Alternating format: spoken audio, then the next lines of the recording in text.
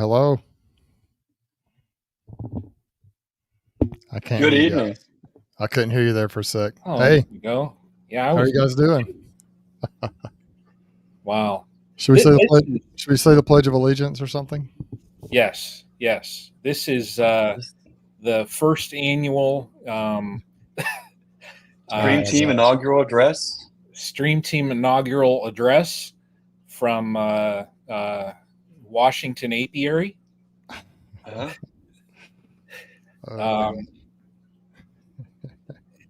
Anyways, like I was saying, today is today, and tomorrow is tomorrow's today, and yesterday was yesterday's today. So live today like it's tomorrow's today. Okay. I'm going cross-eyed already. I don't have any tissues, but you guys are. Hold on a second. That choked me up, Brian.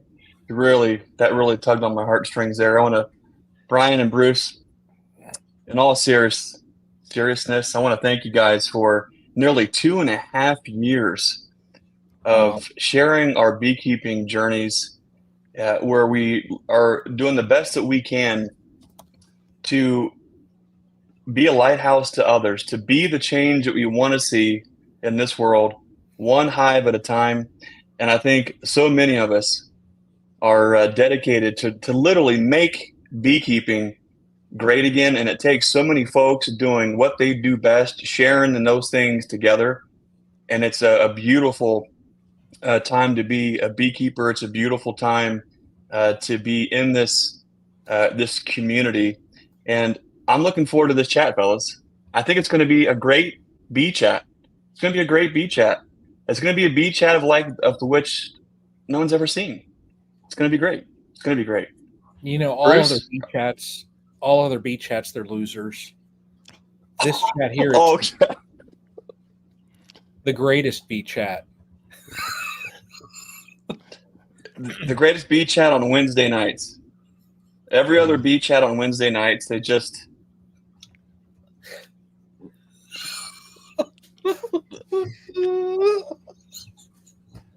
Well, it's been real, guys. It's been too. Look at Bruce. Bruce is like, if we could have that shepherd's hook that just reaches through and just yanks you off the screen. I'm squirming in my chair a little bit. It was the gong show. Well, it's a good time. That's it is. Some of the best moments happen when you just get into that little bit of uncomfortableness. But in all seriousness, there's a lot of things going on right now. Obviously, you have to be living under a rock, completely oblivious, not to see that. And there's a lot of big decisions that folks are making. And I think what's important to consider is there's a lot of big decisions that we make with our beekeeping business, and sometimes it's really hard to make those calls. And so I thought tonight, fellas, maybe we could talk about some big decisions that we have to make within our beekeeping enterprises and our beekeeping experience where we're at right now. And I thought maybe we could throw around some ideas. We could just throw around the pros, the cons, and maybe get some feedback here for all the folks tuning in to another StreamTeam beekeeping chat. Sounds good. I like it. Well, Brian, you derailed it, so let's get it back on track. we normally start out with what's going on and things like that, and I'll be 100% transparent with everybody. I haven't been in my hives in 2 weeks now, so if you're going to ask me what's going on, I have no clue what's going on. So I've had a lot of family stuff happen in the last week, and it pretty much just had me focused on family and just focused on family. So I'll just leave it at that. So, but Bruce, what's happening down your way?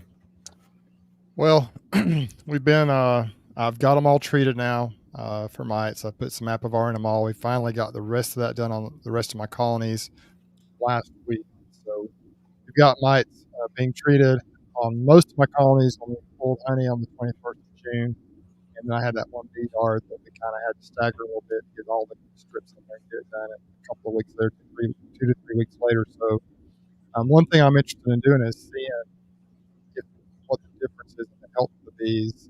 You know, the ones that got the strips on there early as opposed to late. I'm also interested to see if my results line up with the results of the Alpha study with the Apiary in this colonies. I'm going to put the mites in all the same colonies that Auburn measured in, assuming they're all still alive as many as I can. If they're all still alive, I'm on 10.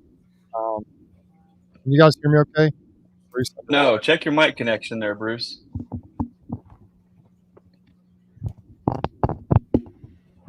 How about now? Is that better? There we go. Perfect. Is that better? I'm sorry about that, guys. Well, let me start over then. I'm gonna we put strips in all these colonies over the past few weeks. On the 21st of June, when we pulled most of our honey, you guys tell me now if my mic's messed up. The 21st of June is when we pulled honey. We put them in as many as we could. We had 1 yard we did not harvest that day, and so we pulled the rest of those 2 weeks later. And I got as many strips as I could that day, but I ran out of strips. I couldn't find the one pack of strips, like $188 worth. So I had to order some more, and we finally got all those in last week. So I'm kind of eager to see if there's a difference between the ones we treated early and the ones we treated late as far as the health of the colonies, or if there's not much of a difference. Also the mite loads. I'm interested in doing a few, a little bit of testing to see what happens there. And I'm also really curious to see what happened on those hives at Appleton Farms, on those colonies where Auburn came out and did studies. They took samples from 10 colonies. If you go back and watch the videos, you'll see what they did. And they were checking for mite resistance, Amitraz/Apivar resistance in the mites. And they had a really good, if you watch the videos, you can see the exact numbers, but they had a really good, first of all, I had a mite infestation. So I got the strips in immediately when we pulled honey. And second of all, so according to the study they did, they had a pretty good efficacy on the mites are not resistant to Apivar, which is good. That means hopefully it'll take care of the problem. But I'm looking forward to going back and doing some testing on those same colonies and seeing if my results after applying the strips in the full-size live colonies is the same as what their little study did. That'll be an interesting thing for me to check. So there's a couple things I'm kind of looking at now. I haven't really been in the colonies much, hardly at all. I've peeked in on a few of them. Frankly, my biggest, strongest bee yard has been at Appleton Farms all year, pretty much. And I went out there, and they're not looking as strong. And so I don't know if something might have gotten sprayed out there. It is a farm out there. There's a lot of farmland around. There's still bees in the colonies, but I just don't know if they just don't look as strong as some of my other locations do right now. And so I'm just not sure what's happening, because they were packed out with bees, lots of honey, lots of thriving colonies. They don't look really bad or really sick. They just don't have the bearding and the number of bees in the colonies as some of my other bee yards do. I'm not sure why. It's just interesting how each location is a little bit different. Mm-hmm. And but as far as actually getting in the bees, this past weekend, I did not crack a single beehive. I just did not feel like it. I was just, I did some stuff here around the house. I have a bunch of bee stuff here at my house that I moved up to the farm. And I just did a little cleaning around the house and just kind of took the weekend off. That's the first time I've done that in a long time. And I did not even go to a bee yard this weekend or peeking on any colonies, which was, I love my bees, but it was kind of nice to take a little bit of a break. And so, Brian, kind of like you, I haven't really been in any colonies for a week and a half to 2 weeks to speak of. And I needed that little break. But right now we're working on just trying to develop a hot honey, just to let the cat out of the bag there. And we're trying to develop that, getting all that kind of figured out, labels, bottles, and trying to get the recipe just right. And just trying to get honey bottled up and sold. And I'm just kind of catching my breath a little bit right now. Mm-hmm. So that's kind of what's going on here. I'm finally getting about caught up with videos. I had so much footage. Had a video drop today from our Hilco extractor review. Rusty and I we each bought a Megamax. Can you guys hear me? We each bought a Megamax Hilco extractor. So we had 2 of them running in. And you guys, if you watch my harvesting videos, you'll see that. But today I did a review video on what we thought about them, the pros and cons. And I think what was an honest review for our opinion, what we thought about those extractors. And so if you're interested in purchasing an extractor, if you're looking at if that's something in the future, go check that video out if you're thinking about Hilco. just check it out and see what you think about that. And we have the biggest extractors. We just ordered 2 of those, but I think probably the same principles apply for all the different sizes as far as the quality of those extractors. They're very good quality and affordable price. And I mean, we have no complaints at all. Customer service is tremendous, and so we're real happy with them. But we broke down, like Rusty is really good. He broke down, between the 2 of us, we kind of broke down every issue that we came up with and everything that we kind of noticed. We tried to really do a comprehensive review of those extractors. It's going to be one of the more comprehensive ones you'll see out there, maybe at least for the Mega Max for sure. I would guess, unless there's somebody else that did one, I don't know. And I got one more video coming up to kind of wrap up the whole entire honey harvesting season, and then I can get back to shooting some in-hive footage when I finally get up the when I finally get out there and check on some more colonies. Nice.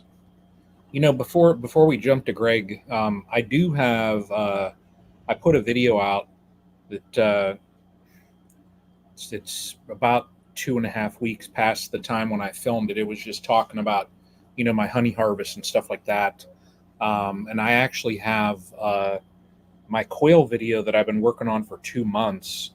I finished filming that up. So I do have some videos here coming out. And I just realized this shows you where my head has been in the last 2 weeks. Prior to me doing that last market, I had gone over and I set up an observation hive and stuff like that. And I had filmed that whole process. Did not even remember that I filmed it. I went today and filmed just a quick thing with the quail. And when I plugged the SD card in, I saw that I had all these other videos, and I'm like, what the heck is that? And I didn't even remember that I had filmed that stuff. So I'm going to have some videos coming out more often again. It's just what I had going on last week, and not to derail any bee conversation. I was going to get to see a brother of mine that I haven't seen in 30 years. So I had another brother that had passed away, and we were going to spread his ashes. So that was, already going to be a family thing. And I think it was probably, well, not that I know the exact time, but I do, 7:54 p.m. last Wednesday. So like 6 minutes before last Wednesday's stream, my uncle passed away. So it was just a family week that just was very just draining. So, but I'll be back at it, and things are good. So just wanted to let everybody know, I'm going to have some videos and that coming up. So, Mr. Burns, what's going on down the road there at Nature's Image Farm? Well, first, Brian, we missed having you on there, and of course, us, and I'm sure all the folks who are listening will keep you and your family in our thoughts and prayers as you guys work through that entire process there. Before we get going, I want to shout out. There's some folks. We're talking about making beekeeping great again, making bee chats great again. There are some folks on here that are doing a great job of that. They do a great job with a bee chat. I always butcher this part of, let's see. Oh, I can't show the, Brian, we've been shadow banned. I lost all control of the chat here. What? But anyways, I think it's VIA Honeybees, Via Honeybees. Tom and Melissa Sosman have kind of collaborated and partnered up with Ricky Rourke and Ruth Rourke on Horizontal Bees YouTube channel on Thursday evenings. And they've been doing a great job on those bee chats. So keep up the good work there. So if you haven't already checked out that bee chat on Thursday nights, I think Tom or Melissa, correct me if I'm wrong here, but I think it's always on Ricky's channel. I'm not sure, but Horizontal Bees. But anyways, they do a good job. Just sit around talking about bees. So that's pretty cool. A lot of other folks in here that've got YouTube channels and are out there kind of just sharing what they do, just cruising through quick. We got Grammy's midwife, Lisa's on here. She does a great job there too. Let's see. it's to the point now where I'm questioning if I need to put reader glasses on to read this screen here. But if I didn't mention you, there's a lot of great folks on there. We want you to know we appreciate you guys. And I think it's the sort of thing where what I've noticed with beekeeping practice, I really don't 100% feel as though the direction and approach to modern beekeeping is being greatly influenced by YouTube beekeepers. And where I think that that's important, and where I think that it's pretty interesting, is when you're able to share what it is that you're doing in video form. Sometimes it's challenging. Of course, it's very hard for some of us that already have the existing platform to even get videos out because we're just so busy doing the actual business of beekeeping.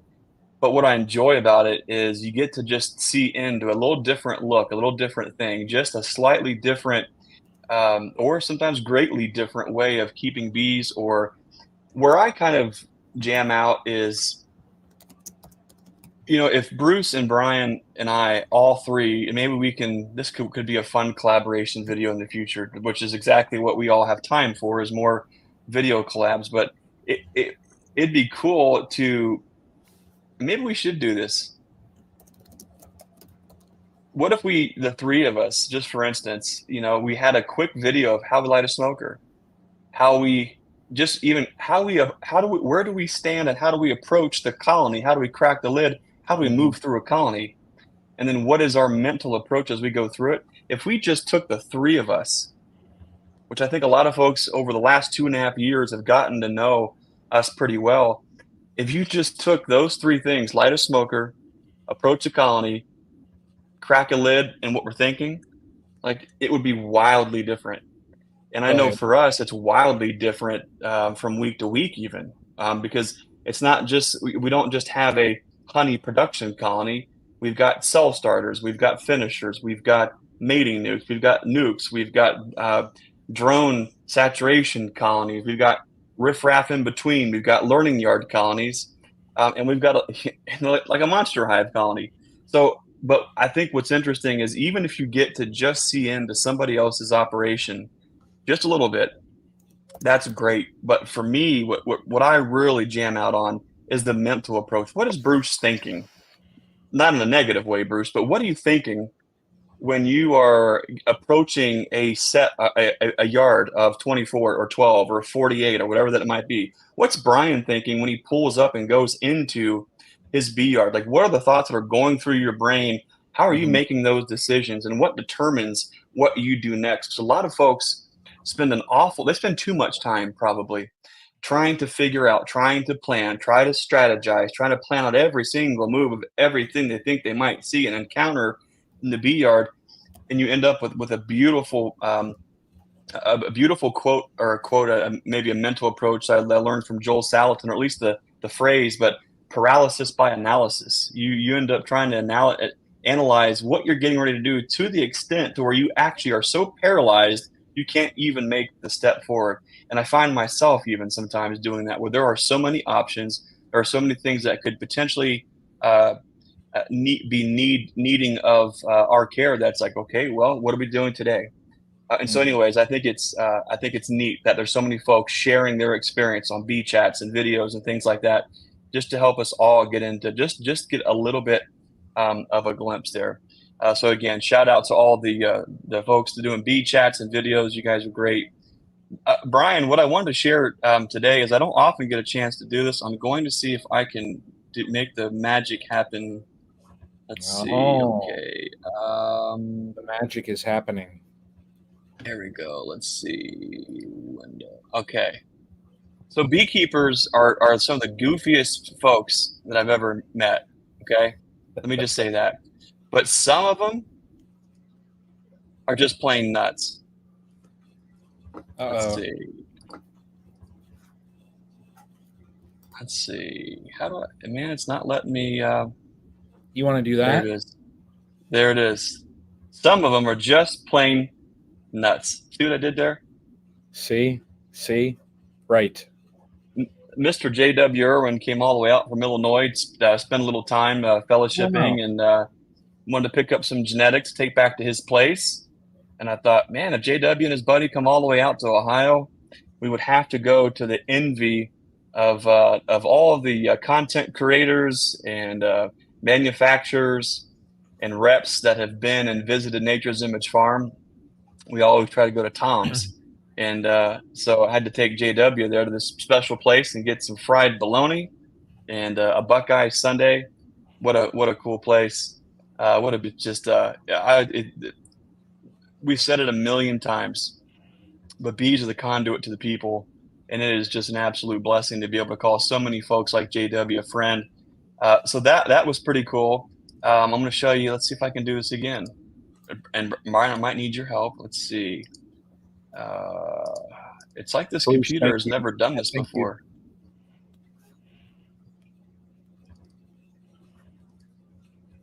Okay. Brian, I think you might have to make that one go. There we go.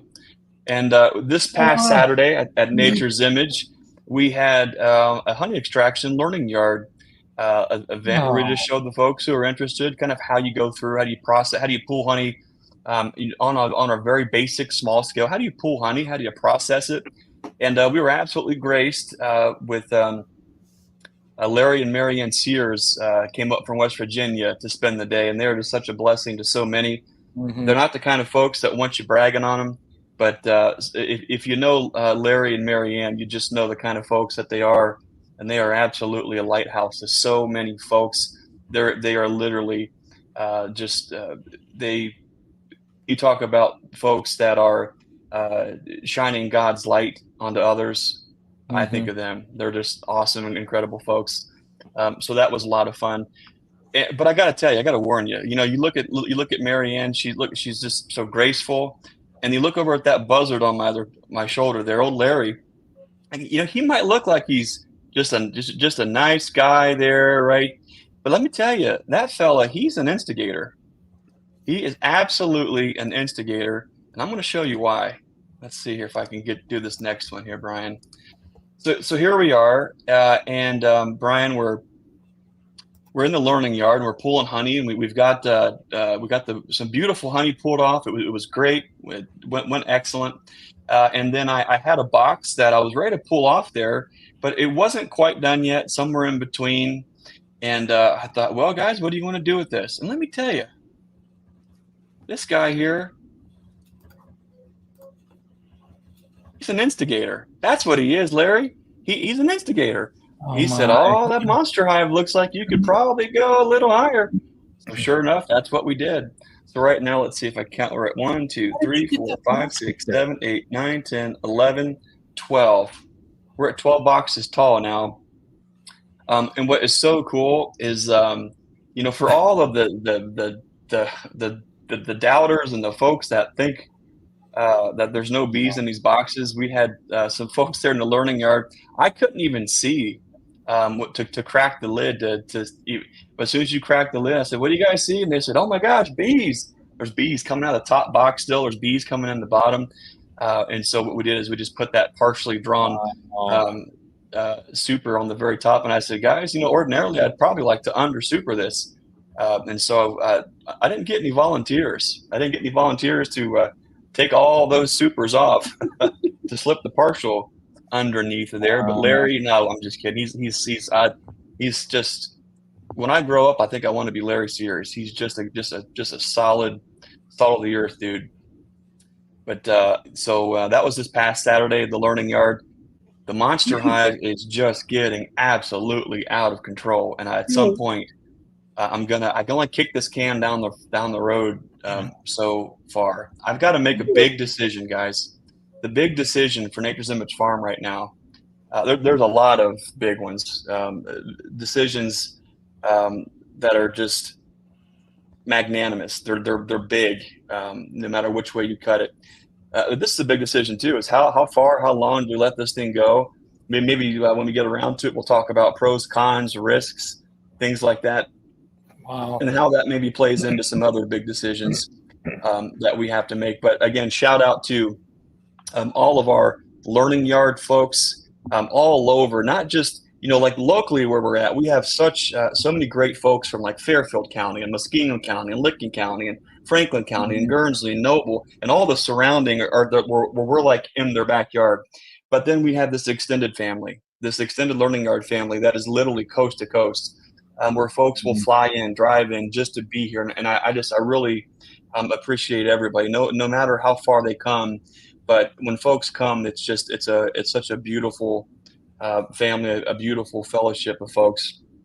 And they've been such an important part of our journey from the very beginning as we built our nuke business, our queen business. Have we now spent years and years developing the Enduro Hive wax dip line? Now we're able to easily build and dip semi-loads of equipment where I wouldn't have thought that 4 or 5 years ago.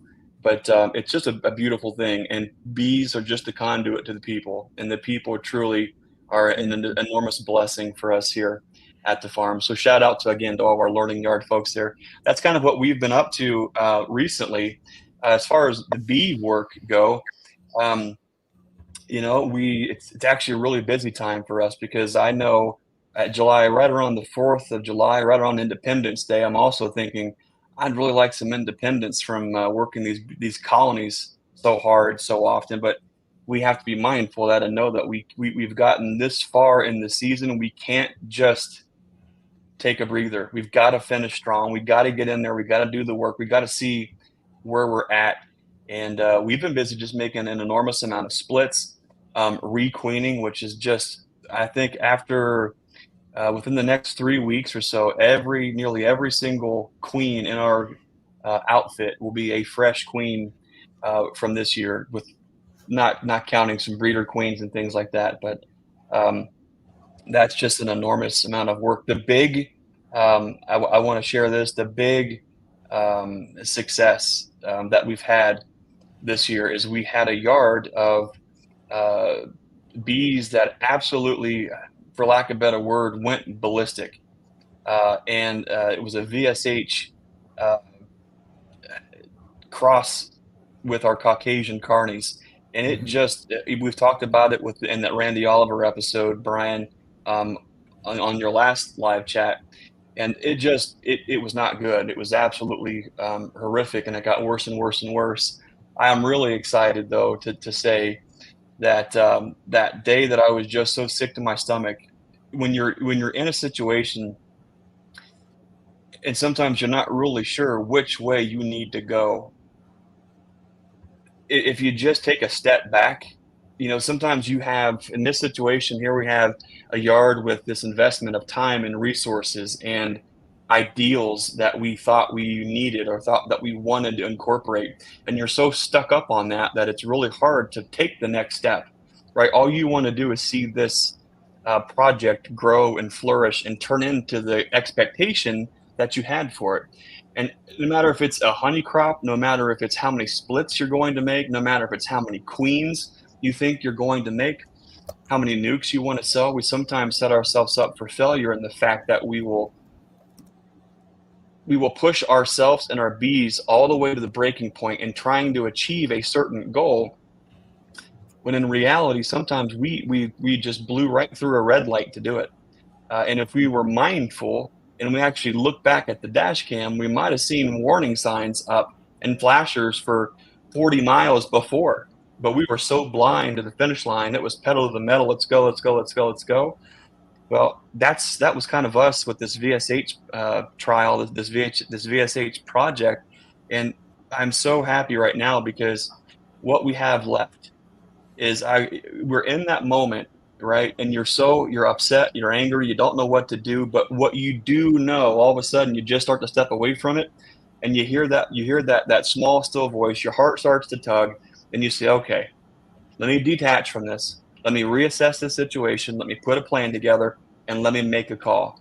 I think one of the worst things that you can do sometimes is to just sit there and stare at a box of bees and stare at a box of bees and stare and stare and stare and stare and do nothing.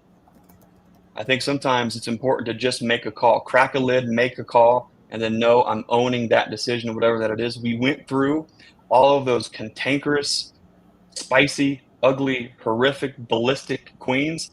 We went through and requeened every single one of them, all in that yard. Dropped cells in them and requeened them all.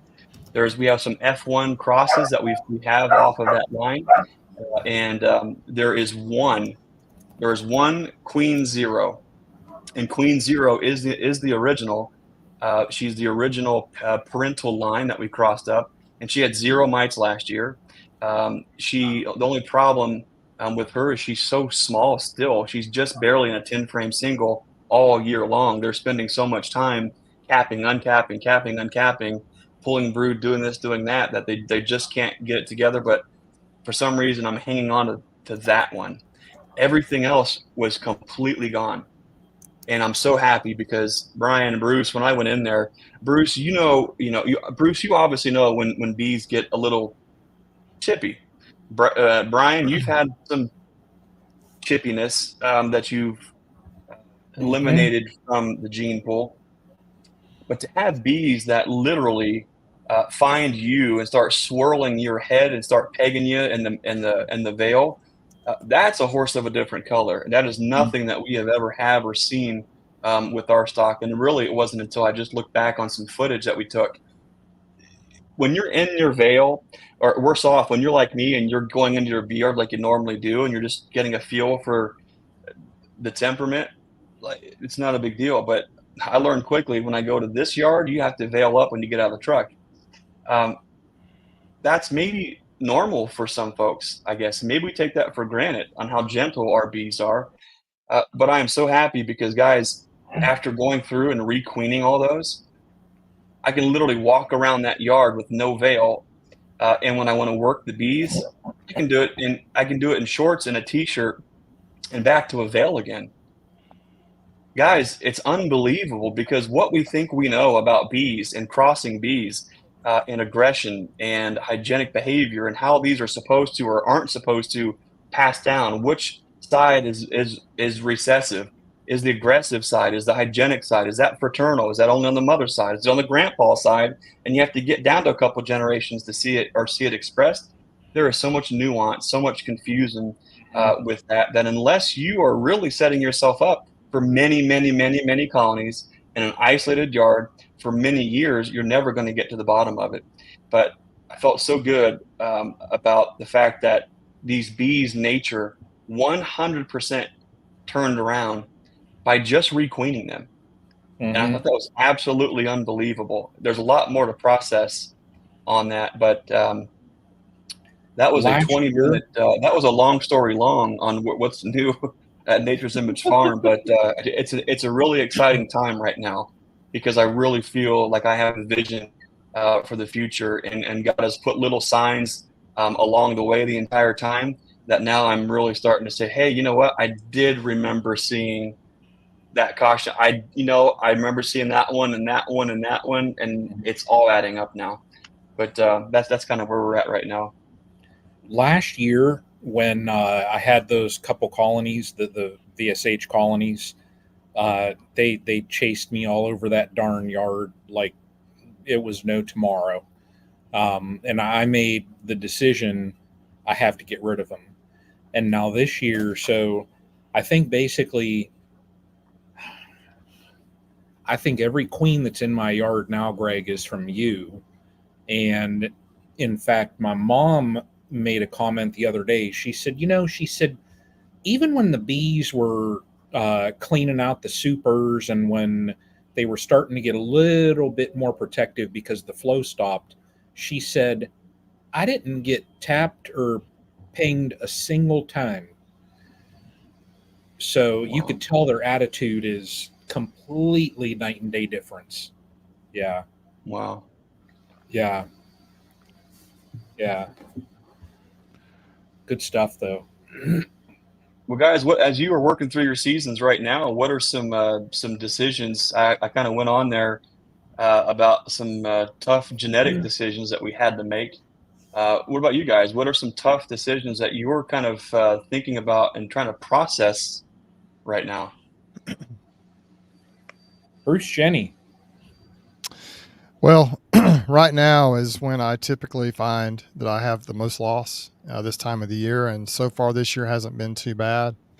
I've had very few dead outs. Actually, I say that and then I go back out the next few days and I'll have some, but had a couple here or there. But this is when I typically tend to find that it's a stressful time of the year for the bees. And so I guess a difficult decision or something I'm still trying to figure out. And I know a lot of people have exact answers for this, but when you have the colony that's in a double deep, super strong, and then you got a colony that's in a single deep and looking a little bit anemic, maybe not quite as strong as you want it to be, when do you actually give up on that colony and combine or dump them on the ground?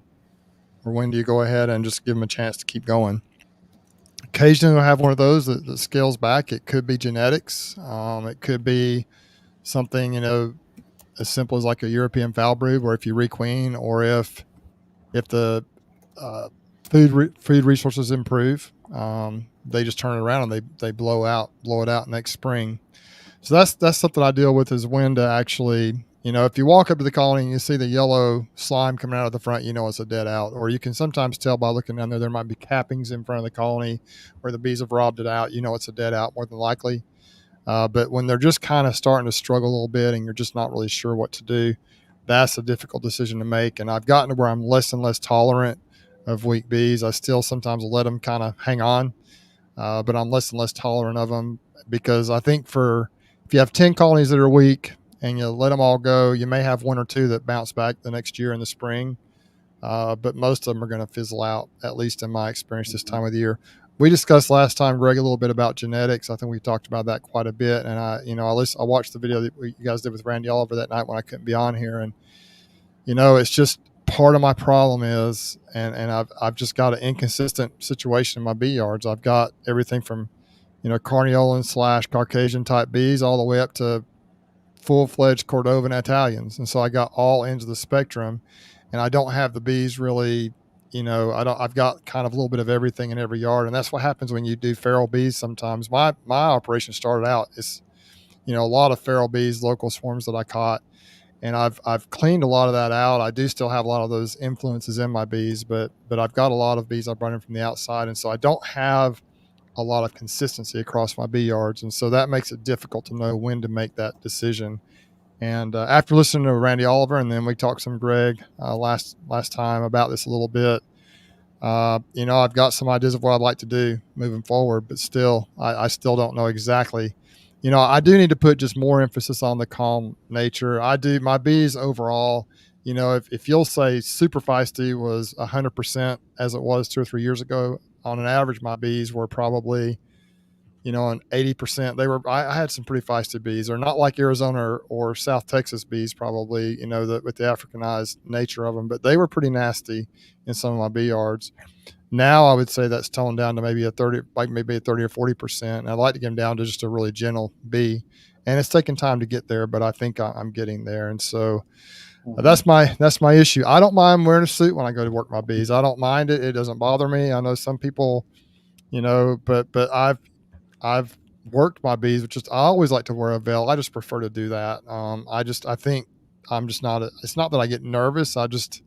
I feel more comfortable if I got a veil on, but I do like to wear just a veil, and which be over a short sleeve shirt and no gloves if I don't want to, or just put gloves on to keep the propolis and wax off my hands, but not have to wear gloves. And so I do prefer to do that. And I actually was able to work them some this year, early in the year, that way. Now, when I'm going through them quick, when I got a lot to do, sometimes I can't be as slow and deliberate and gentle as what I might want to be. And so I'll just kind of suit up, put the bee pants on with the shorts underneath, and just go to work. But if I'm taking my time, I've got quite a few bees now that I can get into pretty regularly, maybe with just a veil on. But that's one of my big decisions, is when to throw in the towel on beehives, when to just combine them. And that's something I'm still trying to learn, still trying to figure out. And the other decision, Greg, another big decision may be, hey, do I want to try and, we're at a point right now where queens are starting to fail. That's part of the problem this time of the year down here. They've been through an extremely productive year. They've blown it out. I made a lot of honey this year, but now with the stresses on the hives, and some of these queens are probably getting a little bit old, we're going to have some queen failure too here probably. So how do I actually replace those queens?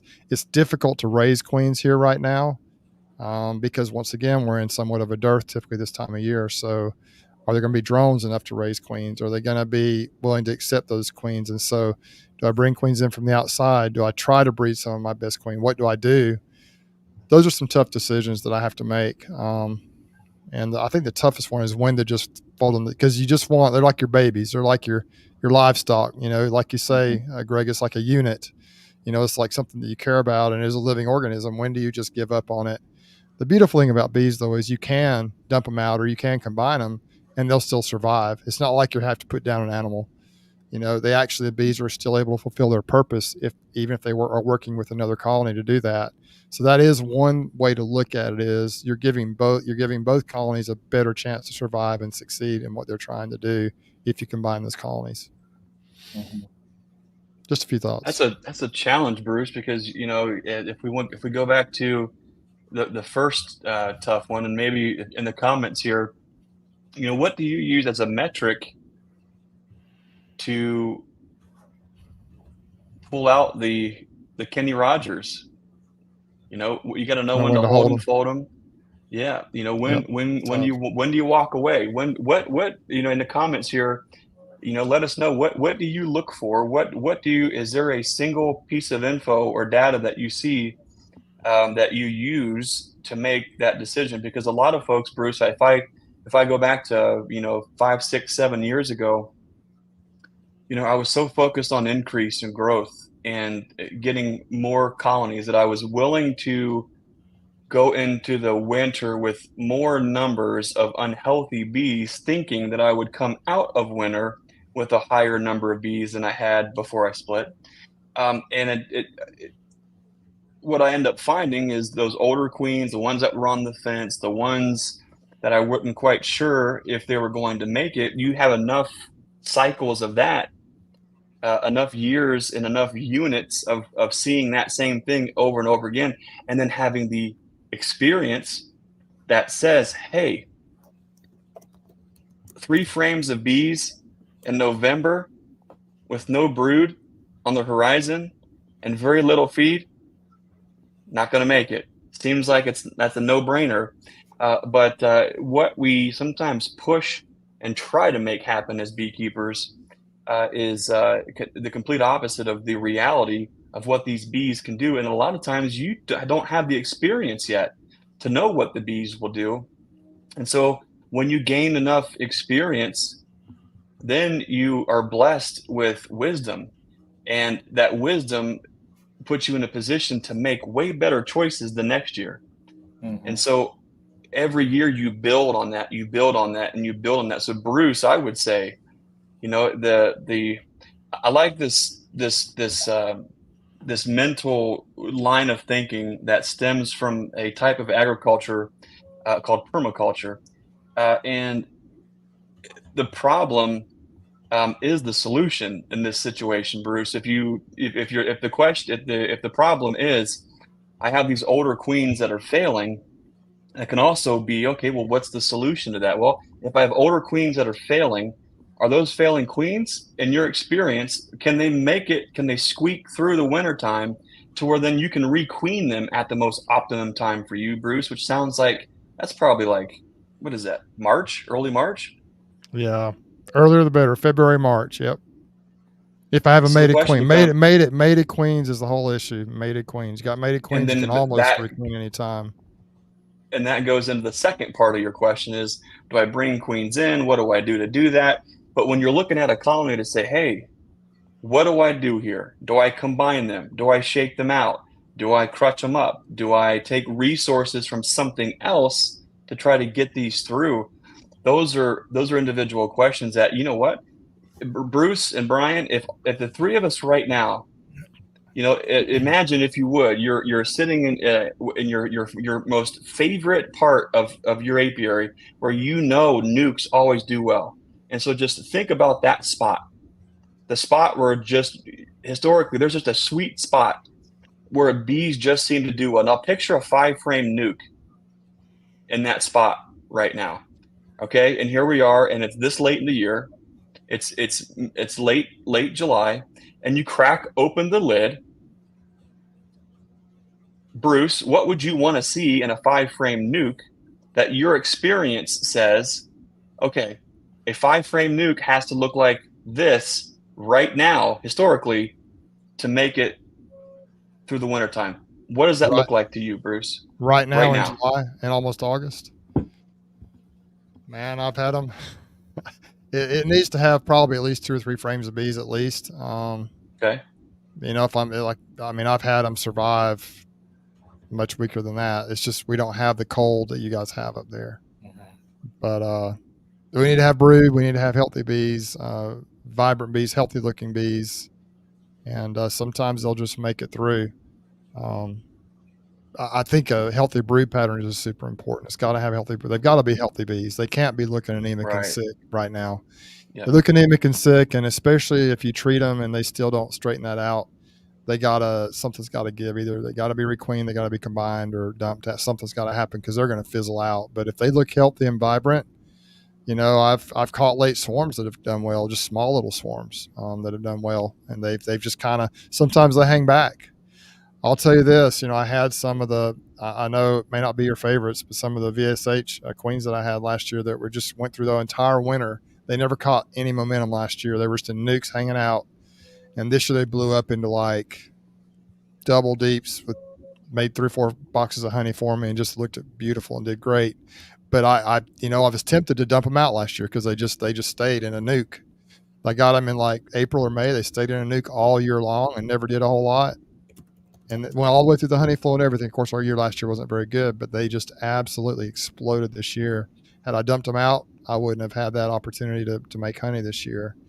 And I don't know, man. It's just, I think as you get bigger, you have to be able to make those decisions. You have to be able just to say, hey, look, there's a possibility this colony may explode, but I got 20 colonies sitting here. 5 of them look like this.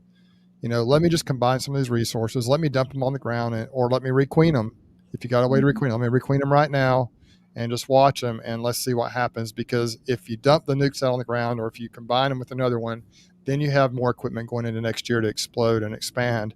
And as you guys know, you can literally double your numbers immediately if you have the queen opportunities. You can double so fast in the spring, or you technically, if you feed them right, take care of them right now, you could do it right now if you've got the resources to do that. I mean, I could just requeen everything, but then again, Greg, that's the question, the decision to be made. Do I want to bring queens in from the outside? Do I want to try and figure out how to graft or get local queens from here? What do I want to do? So that's, I have a hard time making a decision. The whole thing about this is making difficult decisions. One of my most difficult things is making those decisions. What is it that I want to do? You guys have seen my channel. I've got a lot of healthy colonies. I've got a lot of bees, for a guy that works full time. I have plenty to keep me busy, and I always do. Even in my down years, I've always got plenty of bees to keep me busy, or I have for the last 10 or 11 years. And so it's not a matter of me not having any bees. And so far, knock on wood, I've been able to keep a pretty good, side hustle going here for several years now. But it's just that consistency that I really do long for. But as long as I'm as long as I'm bringing in like completely different breeds of bees from the outside and then combining as long as I'm doing that and keep doing that, I'm going to have completely different results. Does that make sense? I do really need to try and focus. Sure. I do need to try and focus on figure out what my favorite traits are, and then really to try to hone in and focus on that and not be so pulled in so many different directions and allowing myself to do that. I've always heard diversity. That's what I've always heard. And then now after I heard Randy Oliver talk, he's got 1,500, 2,000 colonies, whatever it is. So he's got plenty of diversity. But he's still, and you do too, Greg, you got hundreds of colonies, you got a lot of diversity. But the thing is, you do have to graft from the most desired traits. And if you do that, you'll have the diversity in your drones and all those colonies out there, but yet you can still fine tune the traits that you like. Does that make sense? And so I think that's what Randy Oliver was trying to say. I think that's what you're trying to say. And so many people that breed their own queens. Ernie Welch in Texas, same thing. He basically doesn't treat his bees, and he's just always bred from the strongest bees, the best. He won't tolerate mean bees. They're pretty gentle and docile, and he just treats from the strongest, best colonies. And over time, over several years, many years, he's developed a line that is pretty good. So that's really probably the best way to do it. It's just hard, and I'm impatient. I just want to do it now. Mm-hmm. So that's part of my problem, I think. Mm-hmm. Well, Bruce, that was we're going to have to continue the inaugural address to tackle the other part of that equation, which is as equally important, but even more complicated. And that is, you feel comfortable that a 2 to 3 frame nuke will build up and be sizable for winter and make it through as long as they're healthy and she's brooding. And that becomes a real problem. They do have to grow. Like if it's December and they're 2 frames, they're not going to make it. But right now in July, it's 2 or 3 frames, and if they grow into 5 frames and they look healthy and strong in October after our fall flow is in, then there's a pretty good chance they'll make it and do okay. Down here, I've had a lot of single nukes that have made it through winter and come out of the spring and just blow it up. But if they're just still on 1 or 2 frames, 3 frames going into November, December, then it could very well be touch and go. And so, Brian, I'll ask you in just a sec the same question. But again, Bruce is an hour from the Florida line there in Alabama or so. Like 20 minutes. So is it 20 minutes? Okay. Yeah. That it probably seems like an hour when you've got 7 kids in the van with you. So Bruce in Southern Alabama needs 2 to 3 frames of bees with a healthy colony with a queen that is brooding up this time of year to make it through the winter. And I think one thing and I'll circle back on I've got a thought on that. Brian, for you in Northeast Ohio, when you get into that special zone in your yard where you love it, you feel like the bees do well there, and you're to crack open a lid right now on a 5 frame nuke box. A lot of folks are in the position where they've made splits, they've done this, they've done that, splits that didn't take, some splits that did take, that on and on and on and on. Is the queen. When you close your eyes, Brian, and you're in that beautiful place in your yard, and you crack open that lid, right? And before you even look in that lid, you just barely crack it, and you put just a little puff of smoke in there, just let them come in. And as you crack open that lid and you look straight down into that box of bees, what is it that you have to see that tells you without going any further that, hey, these guys look good. I think they're going to make it. We're going to keep moving them forward. What do you have to see right there? So for a 5 frame nuke, now I typically don't mess around with nukes, but from my experience, if I were to open up a 5 frame nuke to get them to the point where I'm comfortable that they would overwinter, if I open it up, I'm going to probably want to see at least 3 seams with bees at this point. Now, if you open it up and you see that the queen's pattern is just junk, then that is just issue number 1 right there. You're going to have to get a new queen in there that's going to just lay it up. Because from this point here, we're at July 24th, we still have, I pretty much say if you hit September and you're having queen issues and colony issues, that's a wash.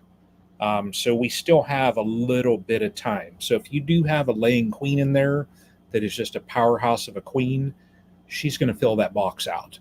So I would say that would be fine. I tend to not like to mess with nukes, though. That's just me. I've always, up to this year, played around with the double deeps, but I'm kind of going away from that. But where I'm at, like with my experience in that, I would say 2 to 3 seams of bees, you could build it out. I mean, you could supplement them. You could do everything to build them out. If you've got a strong queen, if you've got a colony that has enough foragers to build out, so there's a couple ifs there that all have to fall into place. Greg, I will say though, Brian, you guys will probably all agree with this. I mean, my preferred size colony is like at least a good, strong single deep, or even a double deep or a deep and a medium. I mean, that's my preferred right now. I always want to pull those lids and see the bees covering the top of the frames. It doesn't always work out that way, but that's my desire. If I open a colony that's supposed to be a full, strong production colony, or really any colony that I think should be at a certain level, and their bees aren't covering the top of the frames, then I get concerned. Sometimes now I'll get down in there and I'll see that there's a pretty nice little cluster of bees, or maybe they've just requeened. You can tell they've just requeened and the queen's getting restarted or something. But I prefer to see lots of bees, man, even this time of year. I only in the wintertime when it's cold do I want to see any type of like a little cluster inside of a colony. I want to see them covering all the frames. I'd rather condense the space down and make sure there are plenty of bees to cover the frames. One thing to consider down here, you mentioned minimum size. I say 2 to 3 frames in a nuke. Well, we do have the hive beetle issues. We do have the pest issues down here. So if you give the bees too much space down here, I don't want folks who are from the south down here to think, hey, man, I can just make splits with 2 or 3 frames this time of year, like 2 to 3 frame splits and be just fine. Well, that's not really how it works. These are the very bare bone minimum bees that I have seen make it through. That's not what I want to see. I want to see boxes full of bees right now. That's what I really want to see. I want to see a little weight on the colonies and, maybe a little room to grow for the fall flow, or if the cotton's blooming nearby. But I don't want to see any really weak colonies right now. I'm not sure if that makes sense or not, but that's kind of what I'm looking at. I just think that right now, this time of year, and once again, it goes back to the solstice queens. Right now, if a good solid queen, if a queen average age, I mean, I know some queens go longer, but it's like 18 months being quite productive. Typically, if that's an average age. Then obviously if I bought queens, last spring, or if I made queens last spring, then they're going to start to fizzle out here in the next month or two. So you can see a lot of wisdom in the solstice queen theory there as well. So there's all kinds, so many factors. And a lot of my bees, I think, honestly requeen during the year. They just do. And I don't even know about it. When I stack honey supers up in the spring, I don't mess with them much more until the honey supers come off. I rarely go into the brood nest unless I detect there's a problem. And so, I really believe that over the years, probably a majority of my queens requeen every year. I think through swarms or supersedure. And because I do have a lot of really good queens, and many of them are no longer marked when I go in and I find the queens. I'll mark them whenever I see them. But many of them that I'm pretty sure were marked last year or even earlier this year, lots of them just won't have a mark. And I know there's a possibility they eat the mark off.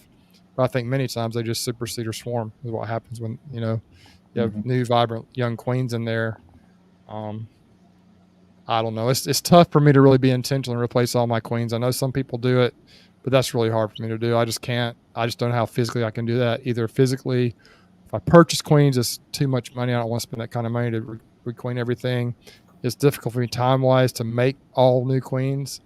And then I just take to squish a perfectly good queen that's just laying up a beautiful pattern. I hate to do that, So those are all some tough decisions and things to think about. Yeah.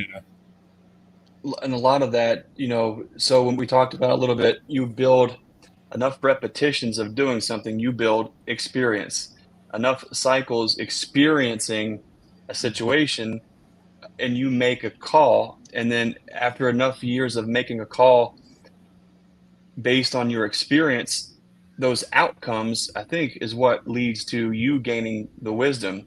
And so when the question, Bruce, is what do you look at right now, late July, if you're looking down into it could be a 10 frame box or a 5 frame box, it doesn't matter. What are you looking into a single to see what you feel like is going to make it through? And you said, 2 to 3 frames of bees of a healthy colony. Brian, you said somewhere, 3 to 4 probably right now. And it would be the same scenario. Would have to be, healthy bees to do that. But there are so many kickers, when you really think about that. Let's say, I'll quickly say this for me right now. When I in this scenario, even a 5 frame box, or if I'm cracking a single, it doesn't matter. I want to look down in late July, and I want to see a colony that I would be proud to sell right there on the spot as a beautiful nuke.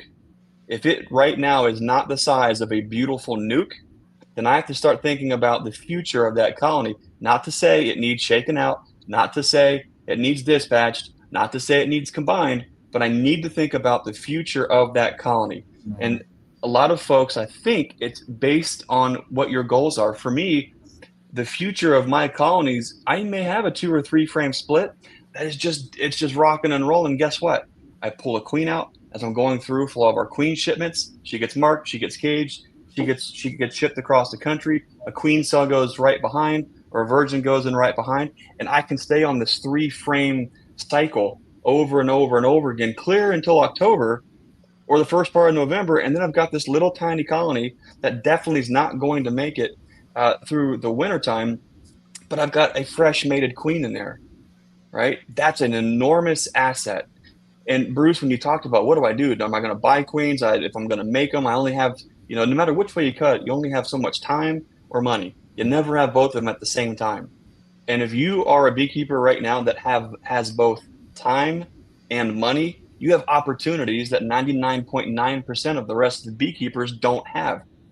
Your choices are going to be a little bit different. In Bruce's scenario, when he's getting this late in the year, if he doesn't like what he sees in the yard of 24 or 48 or whatever that it might be, he can say, okay, it's whatever. Or, hey, I put a treatment on and smoked the queen. Or, hey, you know what? Something is affecting this yard more so than any of my other yards. What do I do? If requeening is the answer, you can't just say, I'm going to make all my own queens for this yard in late July and everything is going to be fine.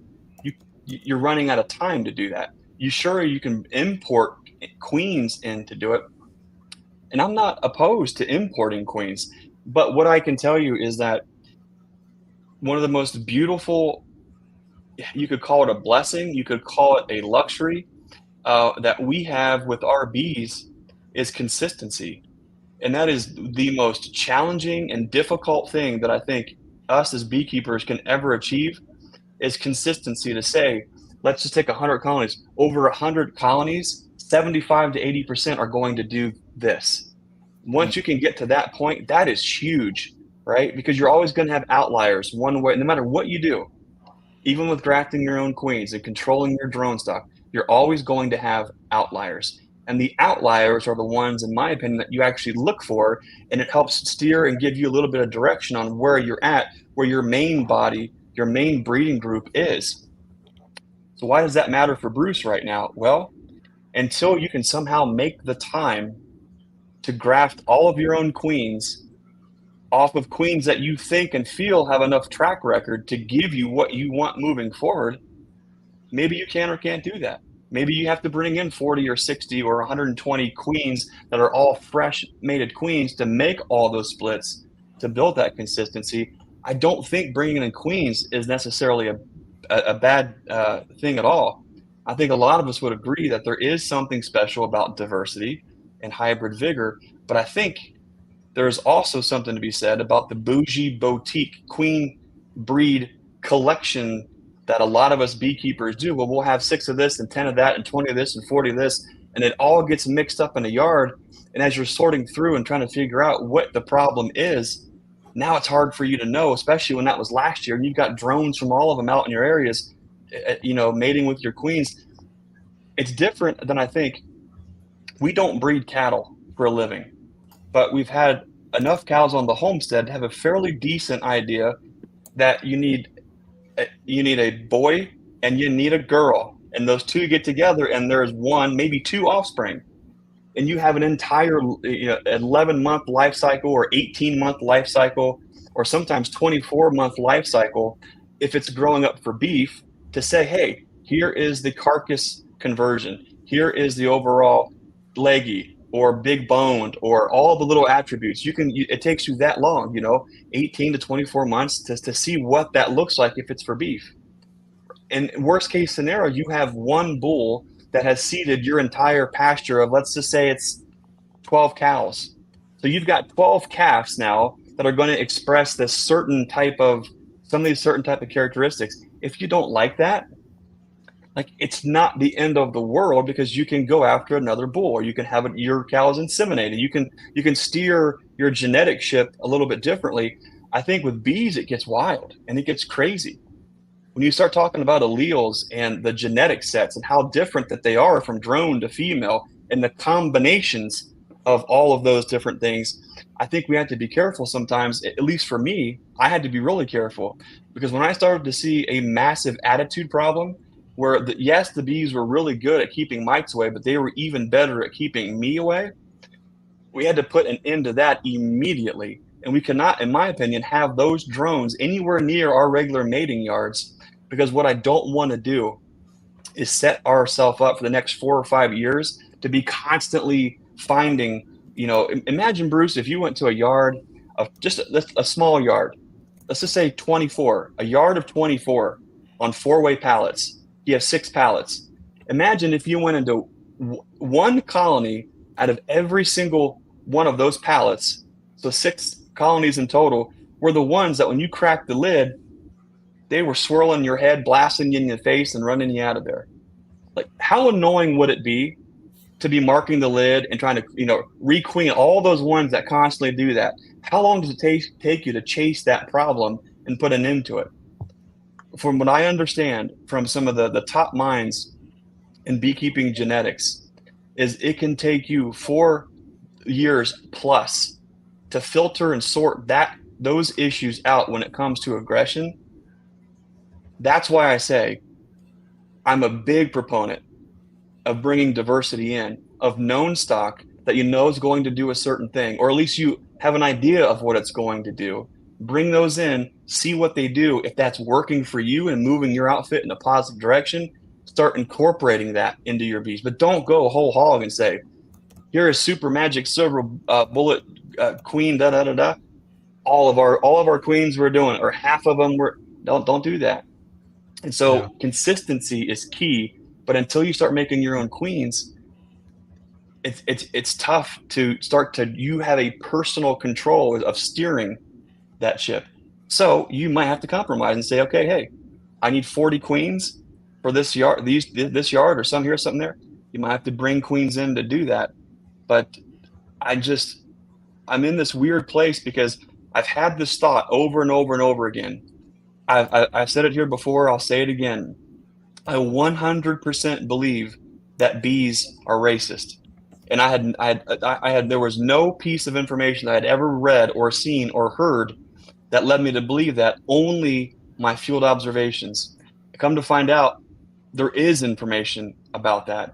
And I'm starting to learn a lot more about that it's not just as easy as taking a certain known genetic type of bee that may have an additive trait and just mixing that with something else and it all be hunky-dory. It doesn't necessarily always work out that way. And those are nuances that you don't know when you're incorporating and bringing in new stock into your outfit. So I could talk all day. That's a long story long, but what do you do? Brian, in your case, you said, hey, I need 3 to 4 frames of bees. I'm looking into them. They're healthy. That's great. But if that's a solstice queen, you might think about that differently. If that's a white dot or a yellow dot queen, Brian, would your choice be a little different on what you do with that colony right now into July in 2024? I don't have any more queens that are that old. They're all gone. I'm kind of learning like my techniques as far as wanting to keep queens around is to keep them around. I've got, I think, 3 queens left from last year, but other than that, they're all from this year now. So, wow. Yeah, I'm kind of getting away from keeping queens for 3 years. Just, I got into a habit of battling the colony and multiple colonies where they're wanting to build supersedure cells and I'm smushing them down just to keep a queen around that I'm like, hey, she's done great throughout her life, and I've learned and I've made the decision now that about 1 year is good. So for those couple that I have from 2023 now, I'll have to sit and make the decision on what to do with them here this year. With all of the problems that I've had, though, at this point, if I have a really good queen and she's in a healthy colony, it would be difficult for me to want to pinch a queen at this point in my season. It would. With my luck of how things have been, I could want to introduce another queen, and I've talked to people that have gone through 15 plus queens, 20 queens, and they don't even have as many colonies as I have just because of acceptance issues and things like that. So it's been a challenge up here. So this year's tough. So that's why, and this year, that's why I've kind of, when I looked at how my year has gone so far, I took a step back, and I could go down two paths. I've got two paths, and probably more than that, but two basic paths. I could go down the path where I can continue what I'm doing, and I could want to chase that honey harvest. I could want to chase that crop. But if I push those colonies and you push them and push them and push them, you're only going to get so much out of them. You could run them ragged, and I could split, and I could do this and that and whatever, and to try and chase a crop, to try and appease people that want honey and this and that from me. But I looked at the future and made the decision here this year that I've cleaned my honey processing equipment, and that is that. Because I want next year to be a better year than this year is. So that's why I took that step back, and it's like, you know what?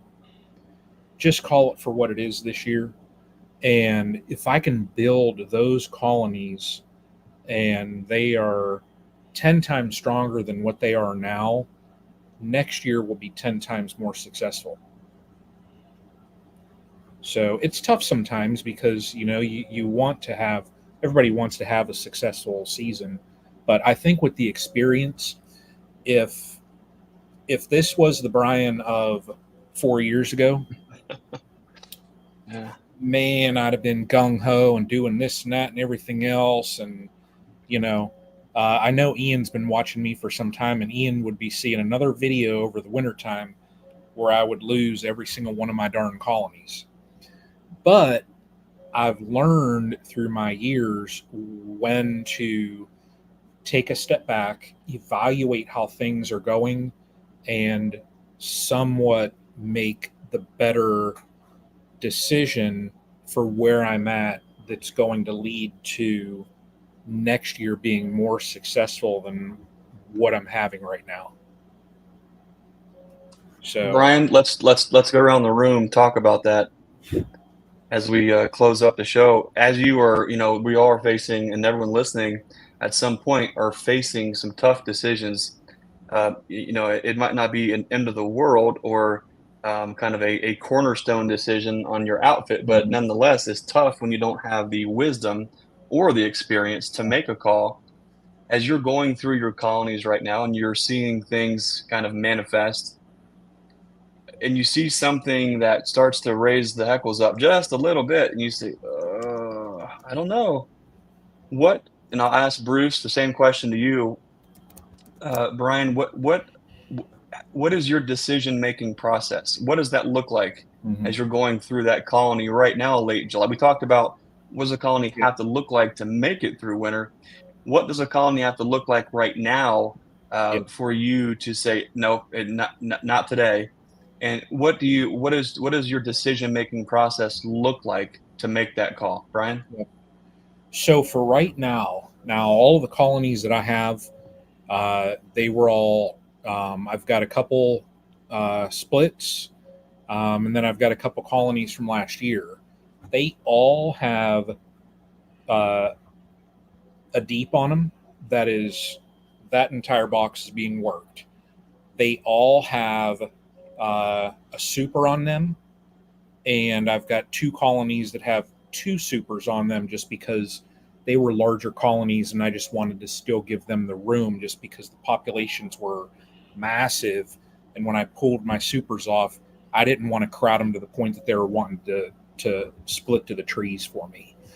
When I open them up now, really, I want to see that awesome brood pattern. I want to see a very healthy queen, so that I know right now, and we're going to be talking about it here soon, I know that I'm going to have a healthy population going into the fall that's going to raise up my winter bees. So it's almost like that trickle thing. You got to kind of get all those ducks in a row so that those winter bees are healthy bees. I'm already looking at weight on my colonies for the winter.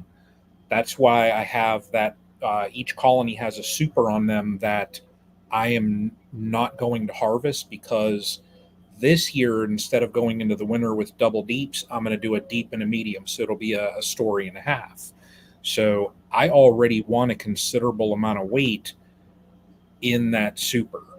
Now, my stronger colonies, if the second super that's on there, there's a little bit in there, that kind of gives me a little bit of wiggle room throughout the apiary, because if I have a colony that's kind of lagged behind a hair, I can always equalize. And when I, towards the fall, once I get things situated for moving into the winter, that's where I can equalize, those medium frames out. But I want them now working both those boxes. I want to see weight, on them, just because I don't want to have to feed them a whole crap ton. I would like to see that they're building up. So, Bruce, Jenny. Greg, repeat the question. We talked about what do you need to see for a colony that you feel good about making it through the wintertime.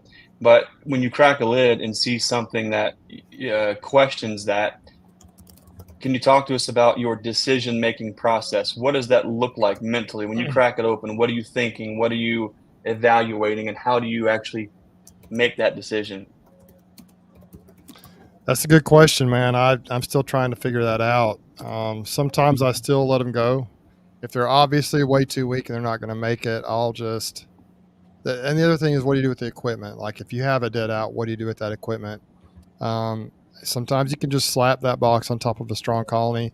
You can shake the bees out, or, I know some people, this sounds kind of crazy, but didn't Randy Oliver say that he just puts a colony on top of another one, just slaps right on there and lets them figure it out? And I've done a little bit of that with decent success. And so I know that sounds really weird to people, because people want to do newspaper combines and everything like that, but usually they figure it out. But if I get in there and it's questionable, I'll let it go a little bit longer. Sometimes I'll make sure they've got weight. If they're starving, I'll try to get some sort of food to them. Another thing that you really have to look at here is, you crack the top of a beehive and look at the colony inside. And if hive beetles go running everywhere, if there's 100 hive beetles or 200 hive beetles in that colony, then you need to figure out some way to take care of those beetles. If there's just a few, I don't worry too much about it. I frankly try to kind of stay out of them a little bit this time of year anyway, because they do corral the beetles and kind of keep them in control. Mike Berry talks about that a lot, but it's a decision I make on the spot. And it's kind of a case by case basis. I don't have a specific, this is what I see, this is what I do. I'm still kind of trying to get that honed down a little bit. You watch someone like Ian work colonies, or you watch Bob Benny work colonies, and they make a decision right there. They know what they want to do. Like, they'll flip the lid over, they'll dump the bees out, they'll put it on their colony. They just make that decision immediately. I still am trying to figure that out, and I'm getting better at it. But I really want to have some strong colonies. Also, one thing to consider here is that most of my bees are within flying distance of cotton fields, and we've had a good amount of rain this year. If the cotton is irrigated, it seems to do really well, but we've had a good amount of rain, and so the cotton is beautiful this year down here. It's starting to bloom, and so some of these colonies that may have been a little weak for the last month or so since we've been in this little dearth, maybe they're going to rebound a little bit, and they often do. So I'm a little bit patient with them unless they look really anemic and weak. If that was a strong colony that had a double deep, all the frames were covered with bees, and now it's like a little small volleyball-sized cluster in one box, then I'm going to go in and investigate and see what I think is going on. I mean, those may be a colony that gets reduced or combined or something like that. But if they're just a little bit anemic, if the population is backed off, they still look pretty healthy, I'll just let them ride it out a little bit, and that's kind of what the decision I make. I don't have a specific, if A plus B equals C, if I see this and this, then this happens. Some of them it's obvious. A good strong colony, I know I'm just going to leave them alone. But when they're kind of in that intermediate phase, I'll usually let them ride a little bit longer. We've got time here to kind of correct some things later in the season. And sometimes it's the wrong decision. Sometimes they crash, but they may crash anyway. You know what I mean? So but it doesn't hurt. The key down here though is get them, once they die out, if they die out, get them cleaned up, get them processed. Otherwise, within a week, the wax moths will have them they take over. You know what I mean? And so I don't know if I answered your question, Greg. I'm not sure if I really know yet how to answer that question, to be honest, but I'm still trying to learn. That's a solid answer, is not knowing, and that's kind of the reason why I ask it, because I don't know that a lot of folks know.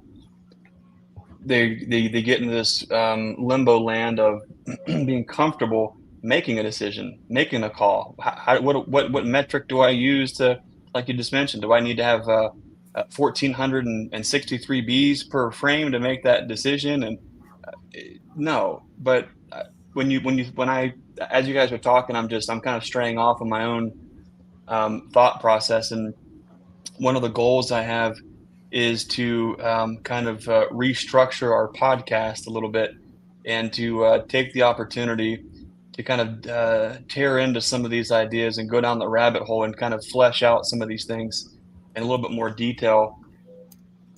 As you guys are talking, I'm thinking, the bees work in, two main cycles a year in my mind. That's how I look at it.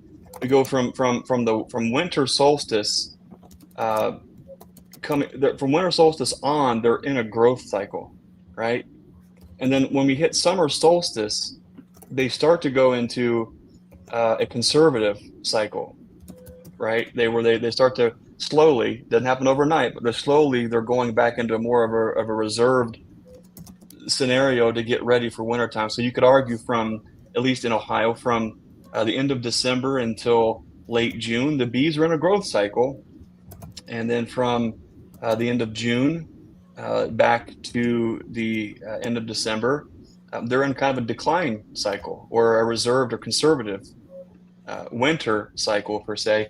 When you look at it that way and you break down those two cycles as a beekeeper managing that resource, I'm just thinking about this. I think of this in 4 different cycles, which helps me make the decision at any point in time. Meaning, when we're coming out of the wintertime, I'm actually looking to say I am in resource assessment mode. Meaning, what resources do I have in February, late February, as I'm coming out of the spring? What resources do I have to move forward? When I have a clear picture of that, I go into growth assessment. I'm looking at those resources and saying, how do I want to grow those resources to create the asset? That could be brood, it could be honey, it could be splits, it could be queens, the list goes on and on. When I go from growth assessment, now I'm going into asset assessment. The resource has grown and actually has a crop. There's something to harvest. I'm harvesting queen cells. I'm harvesting mated queens. I'm harvesting nukes. Maybe you're harvesting wax. Maybe you're harvesting honey, right? This is all a succession. And when we get past the point of asset assessment or crop assessment, now we're looking at risk assessment. At some point, we have colonies that maybe are waning, or they're not, or they could be waxing. They're either continuing to grow, or they're continuing to kind of decline. And we have to get to a certain point where we can look at a colony and look at it and read it right away and say, hey, you are in decline mode. So from every second or day or week from right now, you as an asset, as a unit, are in decline. And some colonies, you look at it and you say, holy smokes, nope, you are still in an increase mode. You are still going to be moving the needle forward. So for me, when I look at that scenario, it could be, guys, like this week, you crack open a lid and you look at a colony, right? And you crack open the lid, and if you've ever seen laying workers, even on a 10 frame single, you look in there and you nearly know right away when you crack open that lid, you don't have this calm, collected group of bees looking up at the seams at you. What you have is a skittery, scattery thing going on top and in between, no purpose, no direction. It's nearly complete chaos. You start pulling the frames out, and sure enough, you see it. Those bees have no future as being an asset for all the things that you typically would think about. So I look at that and say, okay, now I'm going to look at this. I'm going to assess this risk and say, okay, what do you need from me? In the case of a laying workers, what would you need for me to get back to being a healthy unit or a healthy asset, a healthy colony of bees that is growing forward? I would say in late July, the juice is not worth the squeeze. In that situation, we shake the bees out. We put the frames right back in that box, and I simply just go set it on another colony, on a strong colony who needs a little more room, who can protect that comb, who can protect the pollen, keep hive beetles from getting in. But when I look into a little colony that's maybe a 3-frame colony that I'm using to cycle queens through, I might look at that right now and say, look at you. Look how pretty you are. You're beautiful. You're growing. Everyone's got a beautiful coat to them. There's fresh brood. I've got fresh light cappings. I've got pollen. I've got nectar. Guess what, guys? You're going to have another cycle. You're going to be here in this operation for yet another cycle. And then at that point, I'll make a call. That queen may be one that I need to go to a customer, or at the end of the year, all those rest of the queens go for me, and we start to requeen the operation. So I think when you start to look at things as an asset and understand where they are in the growth curve, are you trying to assess, is it a resource? Are you now assessing what does the growth look like? When you assess what does the growth look like and it's turning into an asset, you harvest that, and now you're going into risk assessments for wintertime. And it's when you have that feeling that, hey, it's not healthy, it's too small, if it needs you or a lot of you right there and then to exist, to me that is an immediate call or an immediate action needed. It's an actionable item right then and there. If they need a queen, if they need combined, that's a horse of a different color and a way longer show. How do we do that? Grab the box, do it this. I'm with Randy Oliver. I don't fool with newspaper. I look at another strong colony. Hey, if they can take it, great. I'll find a colony who can take 4 or 5 frames of bees who need a mama, who need direction, and I'll move them over. That's a whole other conversation. But I want to challenge folks, literally, we were joking around at the beginning of the podcast, I'm going to have it saying that at the beginning of the chat tonight, we're kind of fooling around with some of the personalities in our political system and the things that they say. And, everyone's a loser except for us. And this is the greatest ever and all those kind of things. Right. But the reality of it is we want to see folks make beekeeping great again. We want folks to have the tools that they need to make the calls, to start building their apiaries, build their business, just have fun, whatever your goal is. That's important. And a lot of it, man, I'm telling you, you can watch all the videos, you can listen to all the podcasts, you can read all the books, you can go to all the conferences, but nothing, absolutely nothing will ever trump, pun intended, the experience of your Hive tool, cracking a lid, and you going in and learning. What do you have there, Brian?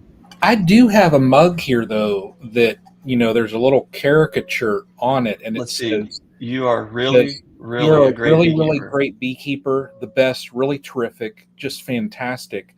Other beekeepers, losers, total disasters. Everyone agrees, believe me. So I have a mug that tells me I am a fantastic beekeeper.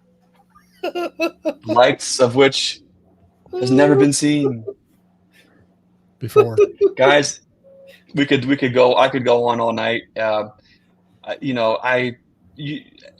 Sometimes you guys get me fired up and you don't really know it, but something is said. You guys will throw a comment out there, and it speaks to a part of our journey that is hard not to want to share, or to be that lighthouse to somebody else. And I get so fired up when it comes to some of those things that I can sometimes, I'm really good at making a long story long. So I appreciate your guys' patience but this is a bee chat where the idea of this is to throw around some ideas and flesh them out and have fun, learn from each other. And I think we try to do that as transparent as we possibly can. And a lot of the times, as Bruce mentioned, we struggle with the mental game. It doesn't matter how much time you spend watching. Of course, we want you to watch all the videos and do all the things, right? But absolutely nothing trumps Hive tool, cracking a lid, popping frames out, looking and learning and reading those bees and gaining that experience. That is what builds the wisdom. You just can't simply watch a wise video from somebody, or listen to somebody who's wise and become wise. It doesn't work that way. That's not how that works. You can listen to wise words, and you can listen to wise counsel, but you only become wise when in your decision-making process you gain experience acting on those wise words that has an outcome. That is what builds the beekeeping wisdom. And so nothing's going to replace it. You have to sometimes just make a call. Just do it. Yeah. Don't be so afraid. Just do it. Make a call. Make it happen. One thing, Greg, that I've noticed is even in those years when I've had a lot of loss, or I've just been extremely discouraged, if you combine the colonies, if you go into winter with, say, 60% of what you wanted to go into winter with, if you go into winter with 60% strong colonies, or if you go into, just say for number purposes, you want to have 100 colonies. You got 80 colonies and 20 of them are weak. You can combine those weak colonies with 20 that are, mediocre, and you could end up with 60 colonies. You have 60 strong colonies going into winter. Odds are you'll come out of winter with 60 colonies either way, or say 55. You may lose some during winter. Say you're just say 60. You come out with all 60 of those. Now, if you strengthen those 60 colonies going into winter, are they going to be even stronger in the spring, or are you just going to have 60 colonies and still be okay? So why just waste your time with them? Why just let them fizzle along? Let them just kind of become anemic and die out and lose comb due to wax moth and just all the things that happen? Why not just condense it back down, make the tough decision? Tonight we talked about decisions, quite a bit. Maybe not as many different topics as we wanted to cover, but make the tough decision, condense down to a manageable number. Here I'm doing the Trump thing. I'm like doing this in my room right here. This thing right here. I'm doing that. You can't see in the screen, but I'm sitting here doing that. But just bring them down to a manageable number of colonies that are stronger. Why not strengthen them and just end up with 60 strong colonies that are stronger than they would have been had you had 60 come out of winter, some of them being mediocre? It just makes sense. It's hard to do, but it makes complete sense just to condense down, store your equipment, get ready for spring, and then plus it's easier to manage 60 healthy, strong colonies as opposed to trying to manage 60 good colonies and then 20 that are just dying out and you have to keep cleaning up equipment all winter long. So it makes total sense. Just make the decision. But it's hard to do. I mean, you look at it almost like as livestock or as a pet. You just want to you want to give them medication. You want to feed them. You want to do those things to fix them, but they're not always fixable, Yeah. Especially if you don't have access to new queens or mated queens late in the year or whatever. It's just not always, you're just not always able to fix them. Even with a good queen, sometimes if they're too weak, she can't turn it around. Sometimes it just doesn't work. So why not just combine them and then come out of the next year? And then odds are in that springtime, you'll be able just to split them and grow back right up to where you can get back up to the 100 colonies very easily then. Yeah. If you have stronger colonies coming out of winter. That's kind of what you were saying, Greg. I think you just got to make that decision. Make a business decision. What is best for your operation? Look at them as units, as assets, and then really look at, over time you gain the experience to know when a colony is going to probably fizzle out or not. And when you're new in the game, it's not a bad idea to kind of watch them and see what they do. But after a while, you kind of get that sense for, hey, this one's going to probably die out. Well, then just go ahead and take care of the problem right then. Fix it. Even if you dump all the bees on the ground, they'll find a new colony. They can fulfill their purpose. They can go to another colony. They can work. They continue to contribute. Whereas if they're in that weak and suffering colony, that fizzling colony, they're going to work and work and work and eventually just fizzle out and die. If that makes sense. They can strengthen another colony, or they can just die and give no strength to anybody.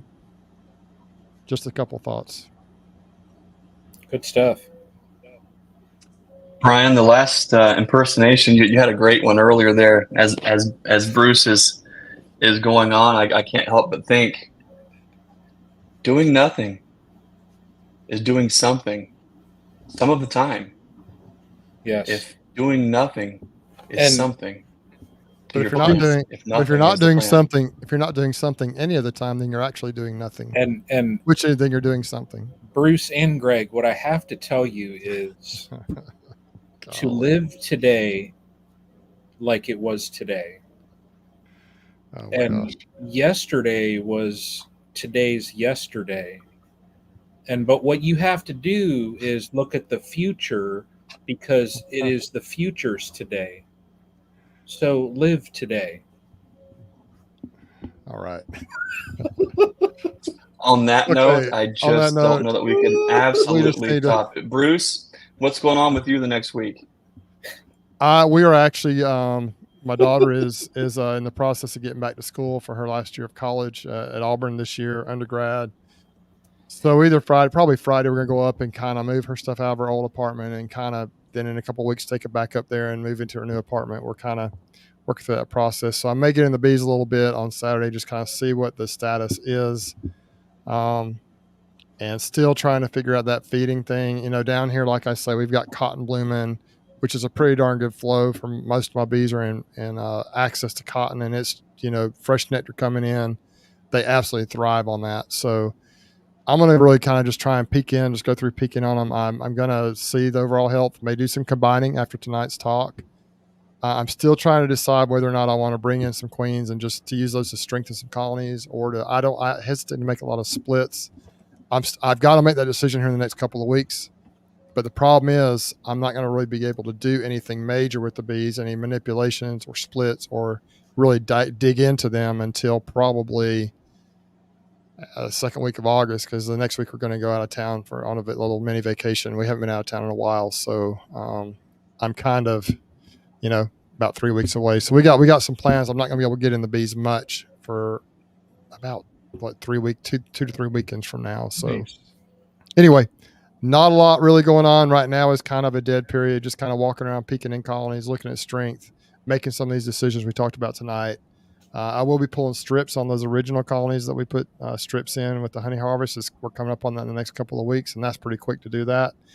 And I do want to do washes on those colonies, especially those 10 that Auburn did the studies on, because I just want to see what the results were actually in my bees. I know they did their little study with their cup, and they had the 300 bees or whatever in there, and they'd had it with the Apiary in there, and the results were good. But I want to see if my results match up to what they found.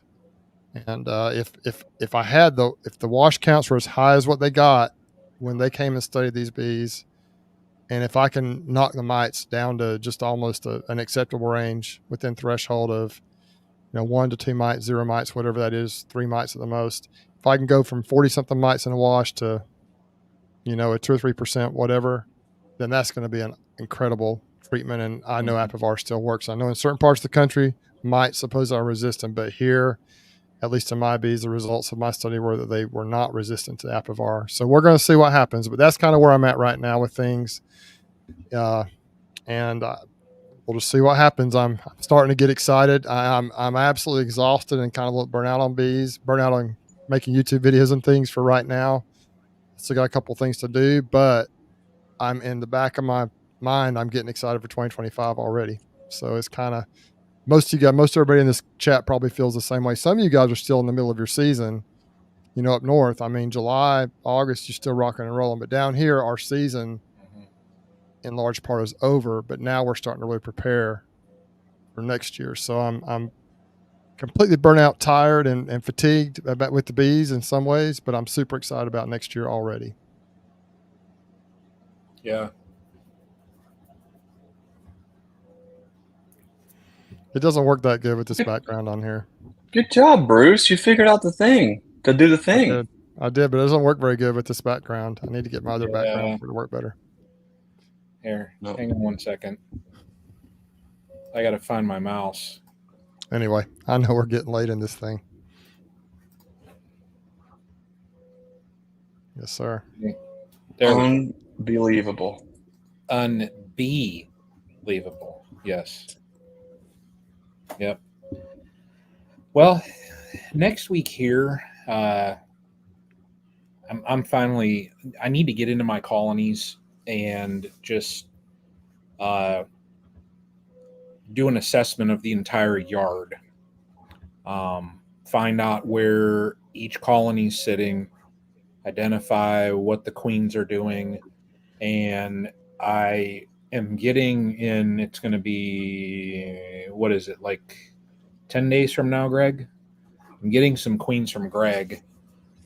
So that'll boost up my numbers just a smidge, but I'm not going to go crazy just because I want all of my colonies strong. Now, set aside from all of the challenges that I've had, my highest mite wash so far was 2. So I've got to be proud about that. So evidently what I've done there with my IPM has somewhat worked. So, they've got feed on them now. They've got pollen patties. They've got the DFM that's in them. So I think where I'm at will probably end up leading to a better season next year. So things are good, but I'll get in, check them, and keep rocking and rolling. So that's it. Mr. Burns. Well, I want to thank everyone for spending time with us tonight. It's always a lot of fun to get in here and talk about bees and try to, unpack all of the tangled up stuff up here, as we try to sort through some of the questions and things that we're thinking about and decisions that we're trying to make. I want to encourage folks to be putting some time and thought not only into where you're at right now, but what are your goals for next year? Because what you do now is going to be your determining factor on what you can do next year. So don't just cruise into the rest of the summer thinking you're done. Finish out strong, put the time into it. Take some time to assess where you actually are right now. Detach yourself away from that, okay, and then start to put your plan together for next year. I think you'll start to find it when you start to think of it a little bit more as a mission and then with objectives, and here are the things that we're going to do. It allows you to be able to start penciling out certain things, and that's going to be, I think, really helpful for folks. Fellas, I'm really excited for the StreamTeam to be making appearance at a really great conference in Wisconsin in January of 2025. The StreamTeam will be at the Beak Meet 2025. And Susie and I are honored to be guest speakers, sharing a little bit on how we can build a bee business. And I think we're going to get into some of the hard lessons learned there, because Lord knows it's not been easy. There's going to be great speakers at the Beak Meet 2025. We'll have Ian Stepler is going to be there. Fred Dunn's going to be there. Mr. Ed's going to be there. The knuckleheads that you see on the screen will be there. The StreamTeam will be there. It's going to be a lot of fun. I want to shout out to the folks at Hamburg Honey for really putting a lot of work into making that work. Mike and Lori Lawrence, great folks. They do a great job up there in Wisconsin. So Wisconsin's a beautiful, beautiful, beautiful, beautiful state, and they've got two of my favorite food groups. A new food group that I never knew existed until Wisconsin, but that is the apple fritter French toast. You could say it is to die for. If I ate that every day for a month, ooh man, I'd have the sugar blood. What was the name of that place? Oh my gosh, I can't think of the name of the place there. I actually like to review that. Was one of the best things I've ever eaten in my life, man. But then I felt bad for like 3 days, but man, it was good. Yeah. They've got those there. And also, you know, good squeaky cheese curds. It's nothing like good squeaky cheese curds. So anyways, for more on that, check out CWBs. You don't want to miss out. That's going to be an awesome time. It's just so many fun things are coming up. Exciting speaking opportunities and engagements for us here at the farm. Hey, if you've got a bee club or a conference that you're putting together, you know, if you're interested in having any of us speak, you know, definitely go. You can check us out, shoot us a message, get in touch, and we can definitely talk about that. One of the things that we enjoy is just sharing our experience with beekeeping, and so we're happy to talk to you maybe about coming to your bee club or your conference and sharing on the things that we love most, it seems, which is the honeybees there. Outside on that, we're going to try to get some videos up. We've got a lot of really great interviews from the Bee Expo that we've been kind of holding on to. I think we're going to go ahead and work on getting those ones published. But a lot of fun stuff coming up. But in the bee yard right now, it's continue making the splits, keep doing washes, see where we're at, get the colonies that need treated. Really start to pay a lot of attention to our breeders for next year. Where are they at right now? Spend some time with on the microscope and do some insemination work just to keep dialing in what we have here to help keep making a difference in other folks' apiaries all across the country. And fellas, next week, what channel is the Stream Team on?